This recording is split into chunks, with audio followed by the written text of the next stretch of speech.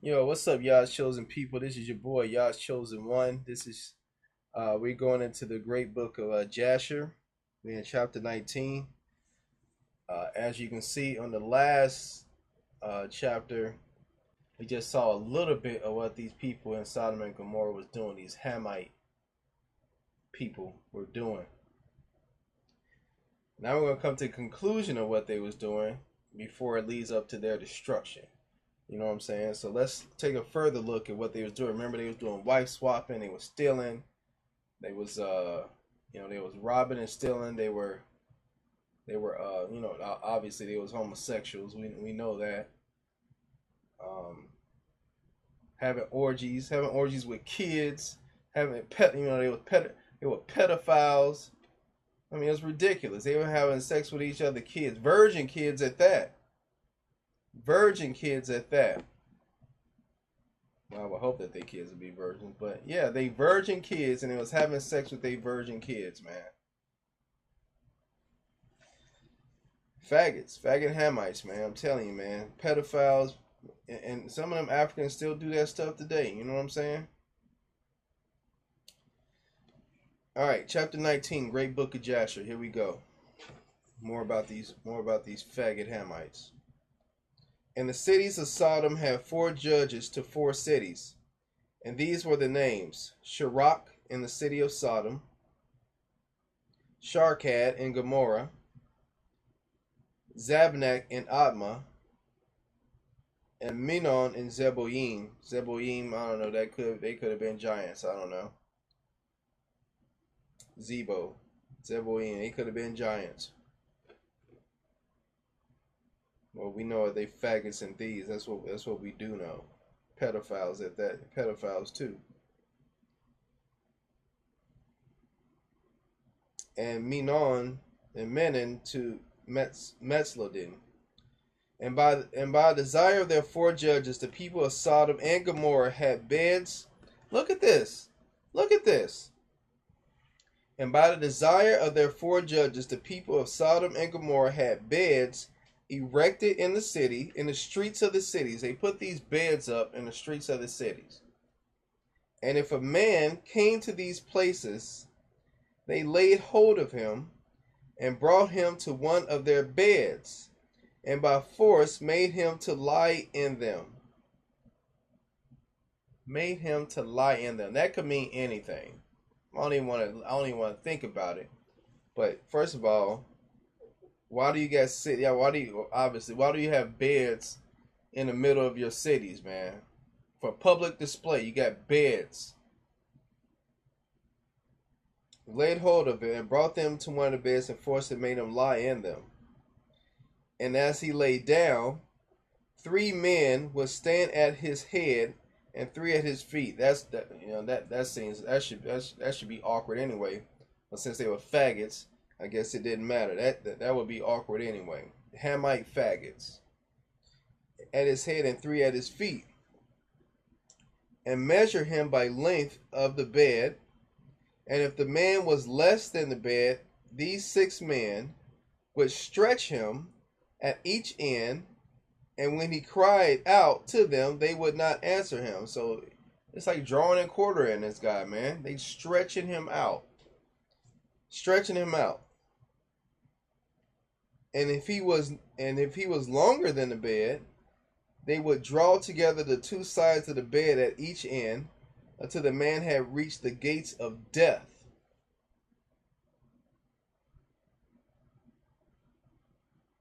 So if you were shorter in the bed, they would stretch you out. If you're shorter than the bed, no, if you're longer than the bed, they would push you in. They kind of cramp you in, man. What the hell is that?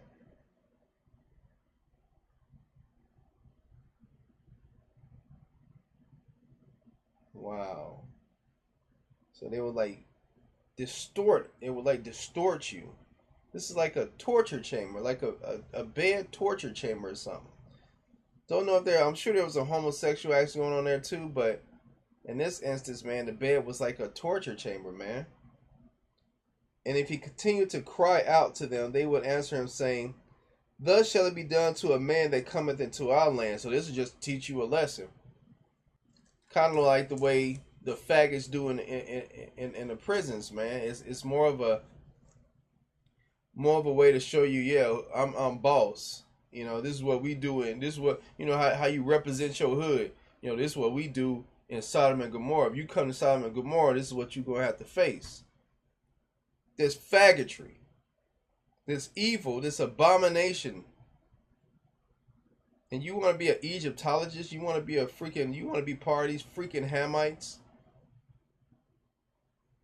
Praise Yah that you're His chosen people, man. You see the kind of stuff. Look at their history.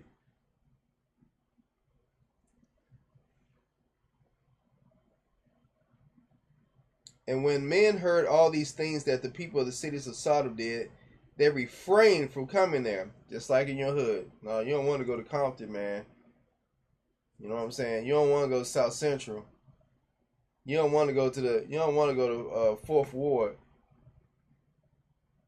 You don't want to go to Cabrini Green when it was there. You know, it's just like representing. You know what I'm saying? It's ridiculous. And when a poor man came to their land, they would give him silver and gold, and cause a proclamation in the whole city not to give him a morsel of bread to eat. Now look how wicked this is. They would give this man silver and gold because he was poor. All right? It's like, here, you take this. And then they told everybody in the city, hey, man, don't get this dude no bread. Don't give him nothing.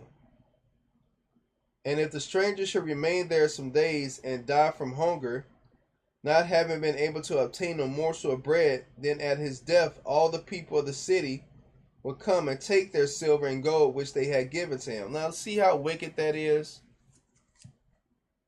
You have what you need to sustain this poor man's life. You're going to mock him because he's poor and give him this silver and gold, but you're going to refrain from giving him food. See how wicked these damn people were, man?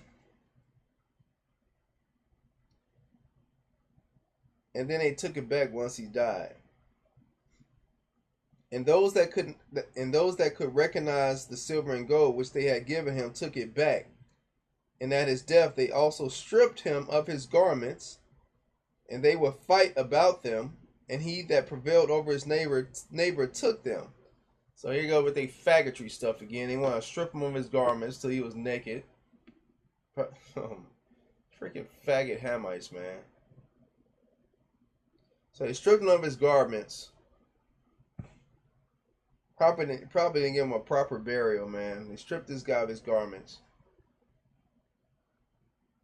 It's just like today. We got people, you know, you see brothers fighting over gym shoes and stuff, man. Or, you know, a priest gold cross on his neck or something like that. And these freaking buffoons are fighting over this guy's garments, and he's dead.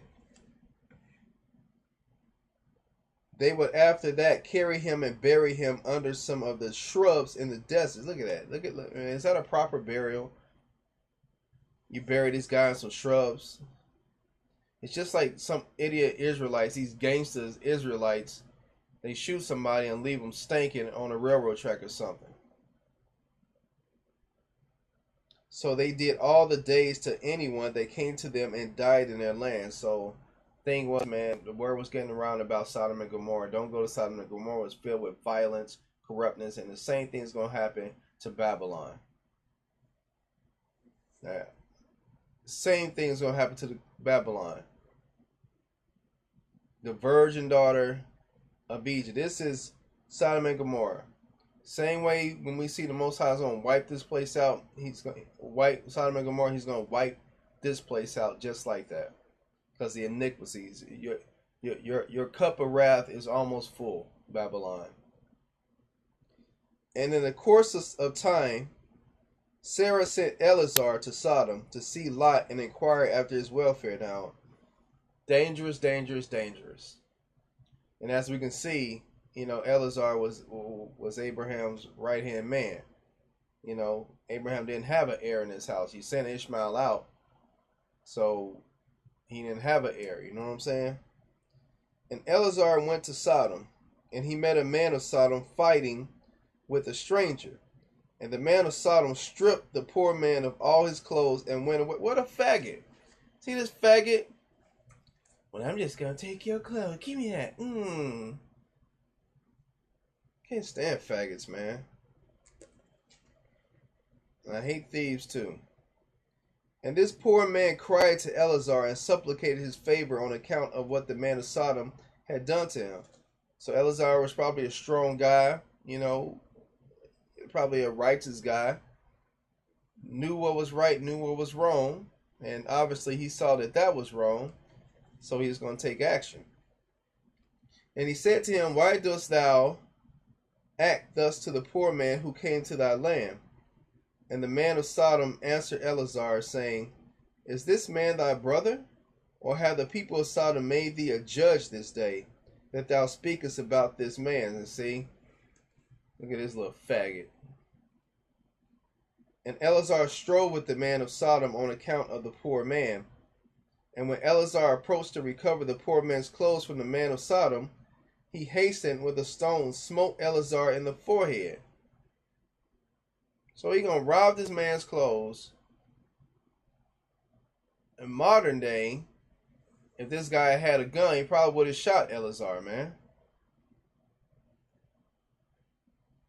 And then the blood flowed copiously from Eleazar's forehead.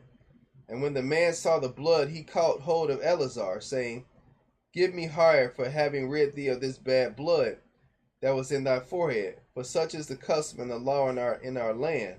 Look at this. Look at this. Give me some money. Give me some money, man. I rid you of this blood. You know, I got rid of this bad blood in your forehead. Look at it coming out. And Eleazar said to him, thou hast wounded me, and requirest me to pay thee thy hire? And Eleazar would not hearken to the words of the man of Sodom. Look how freaking freaked up in the head they were. You're going to hit me with the rock, and then you're going to tell me that was bad blood in your forehead, man. That was bad blood coming out, man. I got rid of it. So pay me for my hire, man. Pay me for what I just did for you.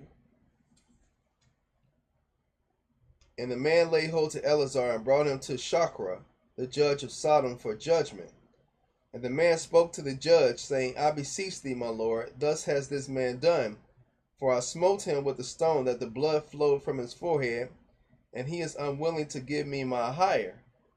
And the judge said to Eleazar, this man speaketh truth to thee. Give him his hire, for this is the custom in our land. And Eleazar heard the words of the judge, and he lifted up a stone and smote the judge. Good for you, Eleazar. And the stone struck on his forehead, and the blood flowed copiously from the forehead of the judge. And Eleazar said, if this then is the custom in your land, give thou unto this man what I should have given him. For this has been thy decision, thou didst decree it. And Eleazar left the man of Sodom with the judge, and he went away. So he was like, you judge, threw that rock at him. All right, now give me my pay. I got rid of that bad blood for you. Punk ass. And when the kings of Elam had made war with the kings of Sodom, the kings of Elam captured all the property of Sodom, and they took Lot captive with his property. And when it was told to Abraham, he went and made war with the kings of Elam, and he recovered from their hands all the property of Lot, as well as the property of Sodom. That was in Genesis 14, verse 16, I believe, or 14:6, one of them. At that time, the wife of Lot bare him a daughter, and he called her name Paltith, saying, because the Almighty had delivered him and his household from the kings of Elam. And Paltith, daughter of Lot, grew up. And one of the men of Sodom took her for a wife.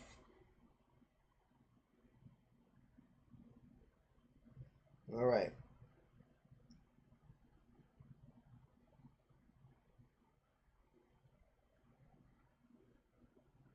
All right, so Paltith. Paltith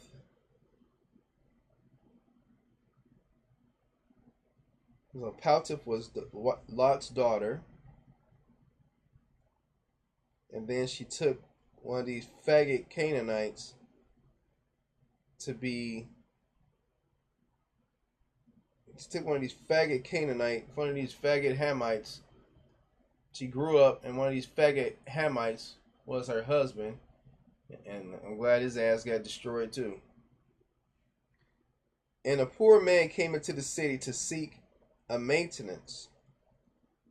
And remember Paltith, man. You see, she's wicked too, and that's why when they get away, you know, this is gonna be the one that tells her younger sister, her and her younger sisters are gonna have sex with Lot. You know what I'm saying? You know, in the later verses. So this is the same woman who's inside of these faggot Hamite ways, and she's gonna continue to be in those Hamite ways, man. It's instilled in her, man. Obviously, Lot wasn't doing things accordingly. He was going by the way of these faggot Canaanites and Hamites. And Paltith, the daughter of Lot, saw this man lying in the... verse 25. And a poor man came into the city to seek a maintenance. And he remained in the city some days. And all the people of Sodom caused a proclamation of their custom not to give this man a morsel of bread to eat until he dropped dead upon the earth. And they did so. See, you know, they got this guy coming in the city. He was poor. And everybody in town knew he was a stranger. And they was like, man, don't give this man nothing. Let him die of hunger. And that's just wickedness, man. And her soul, and Paltith, the daughter of Lot, saw this man lying in the streets, starved with hunger. And no one would give him anything to keep him alive. And he was just upon the point of death. And her soul was filled with pity on account of the man. And she fed him secretly with bread for many days. And the soul of this man was revived. For when she went forth to fetch water, she would put the bread in the water pitcher. Amen, I'll take that back. I don't think it's Paltith. I think it's Lot's other daughter. I think Paltith was righteous. Yeah, Paltith was righteous. It was Lot's other daughter. So I'm sorry, I'll take that back. Because as you can see, Paltith's gonna be she's gonna be a good Samaritan here. And Paltith, the daughter of Lot, saw this man lying in the street, starved with hunger, and no one would give him anything to keep him alive, and he was just upon the point of death. And her soul was filled with pity on account of the man, and she fed him secretly with bread for many days. And the soul of this man was revived. For when she went forth to fetch water, she would put the bread in the water pitcher. Oh, very sweet. And when she came to the place where the poor man was, she took the bread from the pitcher and gave it him to eat. So he did so many days. And all the people of Sodom and Gomorrah wondered how this man could bear starvation for so many days. So your starvation. They thought that he was getting water, but they thought he was starving. You know what I'm saying? And they said to each other, this can only be that he eats and drinks. For no man can bear starvation for so many days or live as this man has, without even his countenance changing. And 3 men concealed themselves in the place where the poor man was stationed, to know who it was that brought him bread to eat. Look at these faggot Hamites. Just wicked, man. I can't stand them. And Paltith, daughter of Lot, went forth that day to fetch water. And she put bread into her pitcher of water. And she went to draw water by the poor man's place. And she took out the bread from the pitcher and gave it to the poor man, and he ate it. And the 3 men saw what Paltith did to the poor man. And they said to her, it is thou then who hast supported him. And therefore has he not starved, nor changed in appearance, nor died like the rest. See that? Died like the rest. So they done this stuff before, man. These friggin' Hamite, Canaanite faggots did this stuff. And the 3 men went out of the place in which they were concealed, and they seized Paltith and the bread which was in the poor man's hand. And they took Paltith and brought her before the judges. And they said to them, Thus did she do, and it is she who supplied the poor man with bread.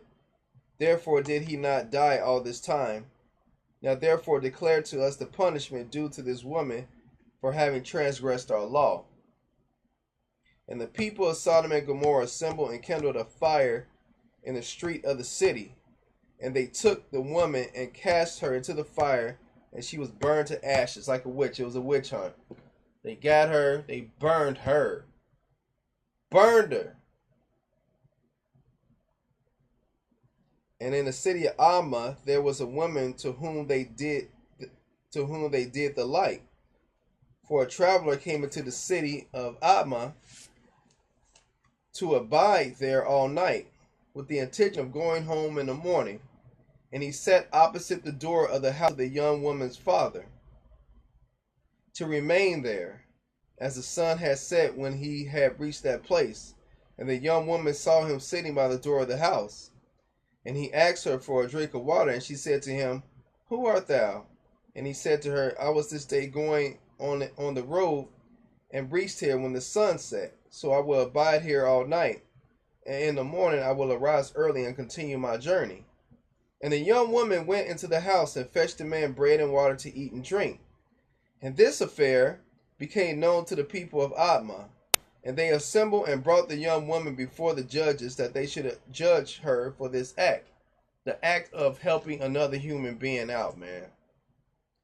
And the judge said, The judgment of death must pass upon this woman, because she transgressed our law. And this therefore is the decision concerning her. And the people of those cities assembled and brought out the young woman, and anointed her with honey, not oil, but honey. Now you're going to see why they anointed her with honey. These freaking faggot, wicked, punk ass. They anointed her with honey from head to foot, as the judge had decreed. And they placed her before a swarm of bees, which were then in their hives. And the bees flew upon her and stung her, that her whole body was swelled.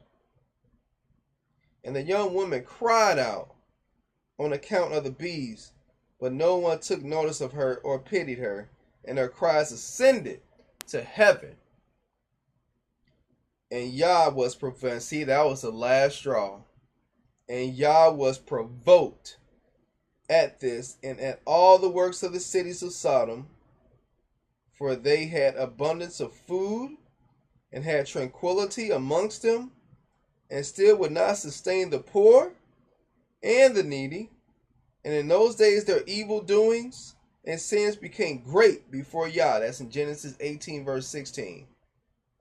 And Yah sent for two of the Malachim that had come to Abraham's house to destroy Sodom and its city. And see, when you see in Genesis 18 verse 16, when they finished telling Abraham that Sarah was going to have a baby, and when they looked toward Sodom and Gomorrah, that was Yah telling them, look, that girl just cried out from them bees and everything. They looked toward there and they knew they had to go destroy that city. That was the last straw. They knew what they had to do. Those Malachim knew what they had to do. They turned their head towards Sodom and Gomorrah, because that was a cry that was given out from that young lady who was stung by them bees. And they was like, man, we finna destroy this damn place. We about to destroy this damn place. And for anybody sympathizing with freaking Sodom and faggot Gomorrah, please don't waste your time. Don't waste your time. Not only were they faggots, they were wife swappers, they were thieves, they were swindlers, just deceitful bastards. And they deserved everything they got. Alright, this is your boy, Yah's chosen one. Love you. Those in the word, Israelites. Peculiar people of the Most High. Don't be coerced by someone's earthly intellect and things that go against the Most High. Don't be influenced by those things, man. Those things won't get you nowhere but death. You know what I'm saying? Love you guys much. Shalom to all my brothers, man. May strength be with you. Because every day we fight against powers and principalities, things we can't see. But we got to strengthen ourselves each and every day, man. Love you guys. Shalom.